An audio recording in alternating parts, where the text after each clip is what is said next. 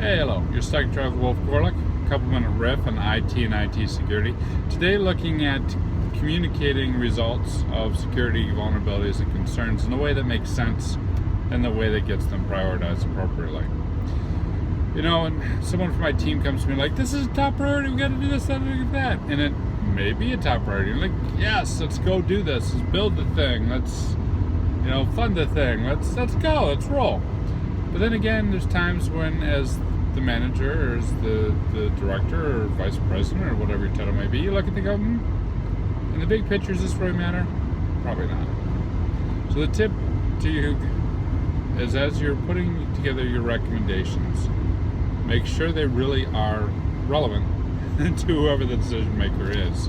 And that can be easy to miss. We can oftentimes fall into these stance of thinking, leadership is apathetic about security. There's an apathy problem. People don't care. They've heard it so much that no one's acting. But at the same time, let's take a hypothetical situation. Let's suppose we have a website. Let's suppose this website is part of a vulnerability and penetration test. Let's suppose that the pen tester Inc. that we hire, the third party that we brought in to do our due diligence, ran the scan and found, brace yourselves, that there's legacy ciphers on that web server. Okay. And of course the CVS score is critical because there's legacy ciphers and that traffic can be intercepted. Okay. And so it gets put in the report and gets presented in the executive summary that we are at critical risk because of legacy ciphers. Okay. Is that an apathy problem at that part? It's a web server. It's public information. We put it over SSL as a courtesy because it's the right thing to do. Maybe our hosting company now does SSL by default. So many websites do. But it's public information. We're not transacting any business over it other than, hey, here's how to get a hold of us. Here's who we are. We're not doing authentication over that other than perhaps the web developer does log in or whoever in marketing maintains the content.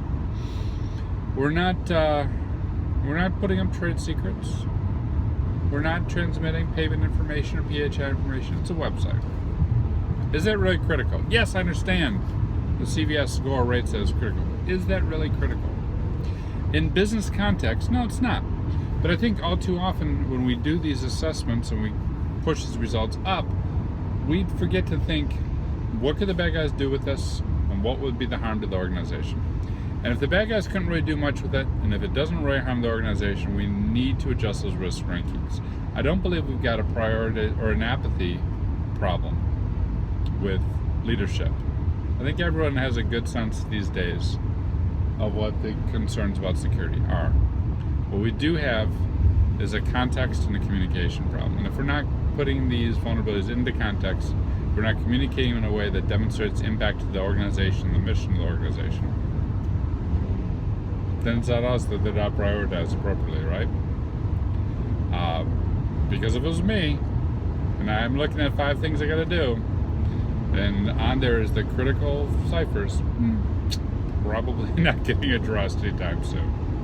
So that's it. Keep in mind when you're doing vulnerability findings, context. It's vital. Have yourself a good weekend.